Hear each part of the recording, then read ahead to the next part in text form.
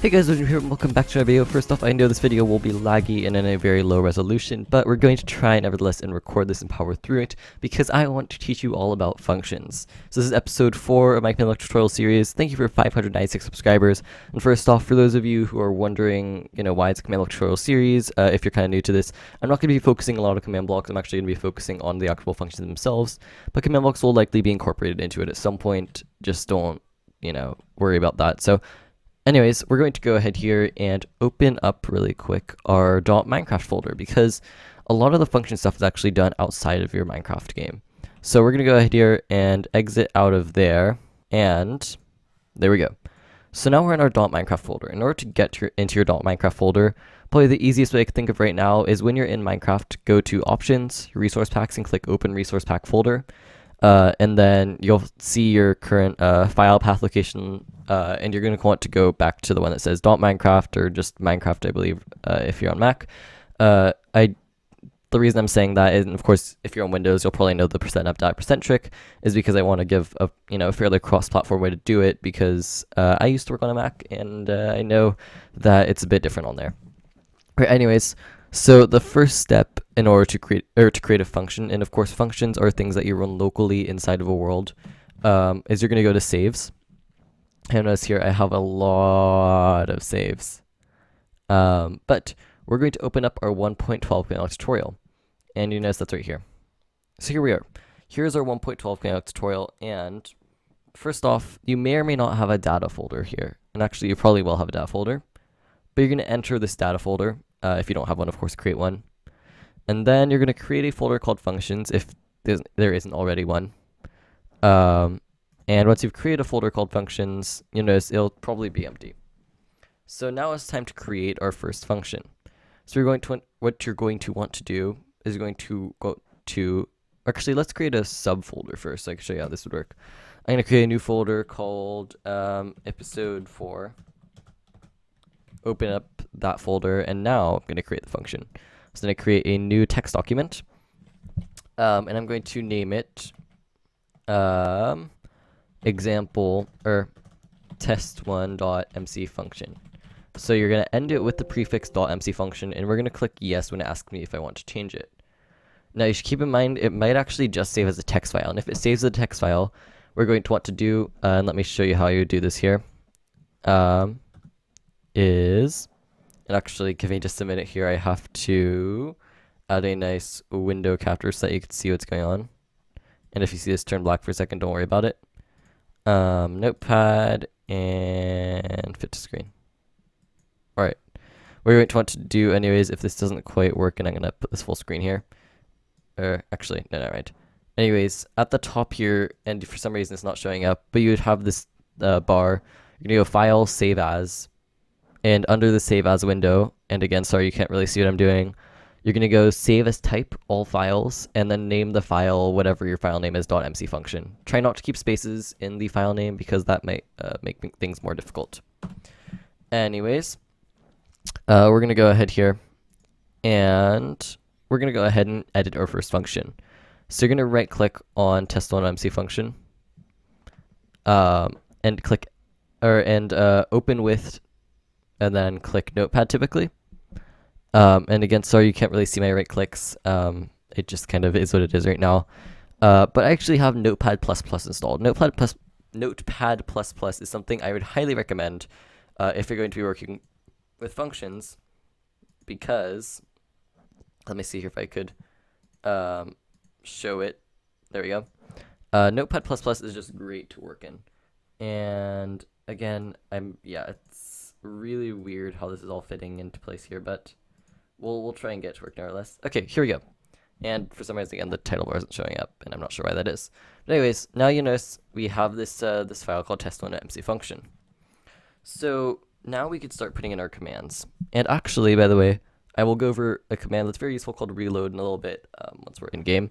But I'm going to create the function. For now, what I'm going to do is I'm going to just have it type say example or test1 has been run. Okay, so I'm running the say command, right? And it's just going to say test1 has been run.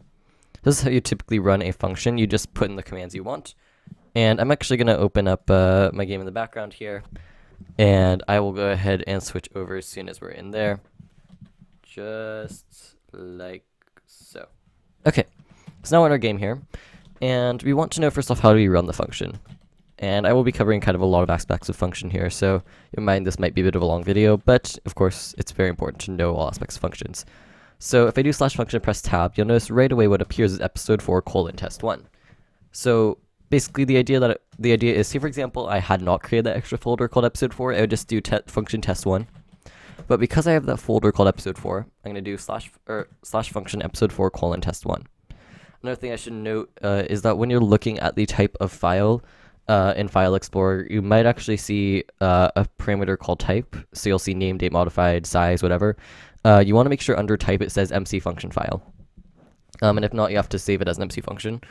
Anyways, we're going to do function episode 4 : test1. And first off, we have if or unless. And these are like whether or not certain conditions are met, but I'll show you if that in a little bit. But anyways, if I run it, you'll notice it says test1 has been run, and I ran it, so it says from Wavejump game or Wavejump YT. It kind of executes it as the player. And I could do, for example, if you know, I don't know. I could do if at a type equals player. Right, and because I have a player, it runs. If I do not equals player, not a player, then it'll skip the execution. And unless is the same thing, it just means it'll always run unless that condition is met. But anyways, there is, you know, the first part of the function command there. So now let's actually hop back here into Notepad++. And we're gonna add another line to this, just a basic line for now. And we're gonna just say set block, the block above us to let's see what's the ID for concrete. Let me check here. It's just concrete. All right, so we'll do actually just set concrete, and there's that. And by the way, these just show up because that's how enter shows up, kind of, I guess, in my version of Notepad++. Anyways, if I save that and just try and run, and I'm gonna go back to the game here, and I just try and run function episode 4 test1, it'll still run test1 has been run. But if I do /reload, it goes ahead and it reloads all the function files. So when I run this again, it works. And it actually goes ahead and sets the concrete. Now it's weird, is that typically set block ~1 would set the block above me, but it actually set the block at my head. So that's kind of something interesting to note. You want to be constantly testing this. So I'm gonna update it right now to say 2, which you can't really see because I don't have that shown right now. And now you notice when I run it, it shows as it should, which is up there. And so yeah, it reloads the table's advancements in functions. Okay, so there's the first basic part of functions, and we're gonna actually add a tiny bit more maybe. So let's do execute at a set block, and then we'll do stone. Okay, so now I should have the block directly above me be concrete, and then block 2 blocks above me be stone. So again, I'm gonna head back over to Minecraft here, do /reload, and do /function episode 4 test1. And you'll notice that it said execute 3 commands, and it didn't quite work. So it's actually kind of interesting because we might actually have to do 3 blocks above us. So I'm gonna update it really quick here. And when I run this now, yeah, you notice, so execute and set block are a bit different. It might just be because it's in a different Minecraft version than before they actually tweak the commands, or it might just be the way functions work. But that's that anyways. And of course you can do at A, at P, whatever. And so we're going to go ahead here and go over first off how we have functions run constantly. So first off, and actually we're going to use the command blocks up here. One of your options is just to have one that says function and then the name. And you could just do repeat, always active, and you'll notice there will constantly be blocks above you. Fairly easy. and it'll spam your chat. So there's that, and you'll notice it did place a couple blocks, and it worked. Well, the set block one actually set directly above the command block, whereas execute placed it above me, because the command block is what is running it. And of course, if I wanted to, I could do unless I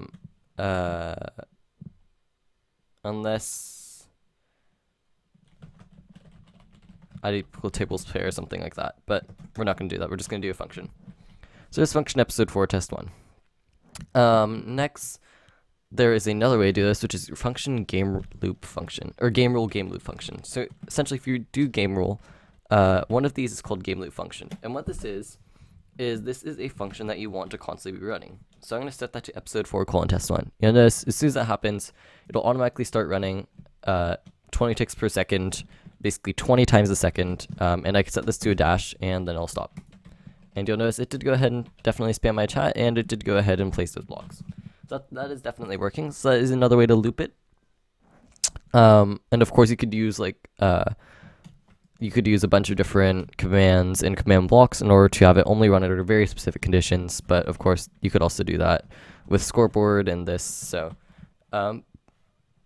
that's, I guess, the basics of functions. I'm going over here and just looking through the wiki to make sure I have nothing else to show you. Okay, actually, let me show you something here, which is, okay, so here's something new. Could go ahead and add what are called comments. Now, you may be familiar with comments if you program at all. And comments essentially allow you to put little bits in the code without having them be executed. So the way you actually put in comments here is by typing in a pound or a hashtag, as you may know it. And anyways, I'm going to do that, and I'm going to say for the above, command executes from the command block or user.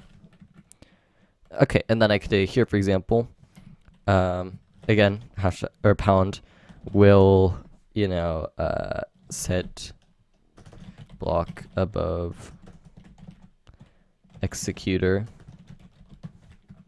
And I could say again here, right, executes at all players. And there you go. That's that. So that's how you add comments. One last thing here.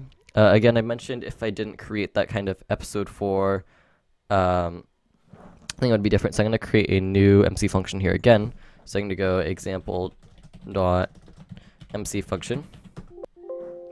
Yes. And I'm going to now open this notepad again.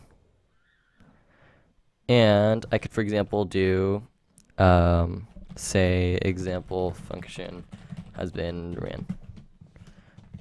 Okay, and now I'm going to head back in game, of course. And I'm going to do /reload /function example .mc function if it pops up. And if it doesn't pop up, then, so we have a problem. So according to, so it looks like you might actually have to create a folder, actually, which I did not realize. But also keep in mind, you could also have multiple subfolders. So you could, for example, have custom, or, yeah, actually, let me show you really quick here, having multiple folders and nesting them together. So let me go ahead here and do this. So we're going to go here, drag example.mc function over to episode 4. And then we're going to create another folder, examples, and drag example into there. And now this should actually work. So yeah, you do have to create a folder. I was mistaken on that earlier, but let's go ahead here and show the game. Okay, so I'm going to again reload. So now I get a function, episode 4 : and now you notice it'll wait. So what's kind of interesting is when you have more than one folder, it uses like a backslash or a normal slash actually, which is kind of weird. So yeah, you'll notice example /example, or example for, I could do, for example, no pun intended, test1, right? So there's of course a bunch of different things you could do. I will mention, I will actually put a world download to this world down in the description below, if I remember correctly. If I do end up remembering, because obviously this is a fairly important thing to know, and being able to mess around with the pre-existing world makes it a bit easier. You could also do game rule max command chain length, and this actually dictates how many characters are, or sorry, not how many characters, how many commands can be run within a single function, and also, of course, within command blocks. But there you have it. That is the function command, and also how to use functions in general. So, of course, these can be used to replace large command block chains, or they may not. It'll be interesting to see how it plays out, especially because it's a lot easier oftentimes to do a one command contraption in game than to go and install a function. But anyways, I hope you have enjoyed this video. If you have, go ahead and leave a like down below, subscribe if you haven't already, and you found this content helpful. I do plenty of Minecraft technical tutorials, and I upload every Wednesday. Anyways, once again, I hope you have enjoyed this video, and thanks for watching. Bye!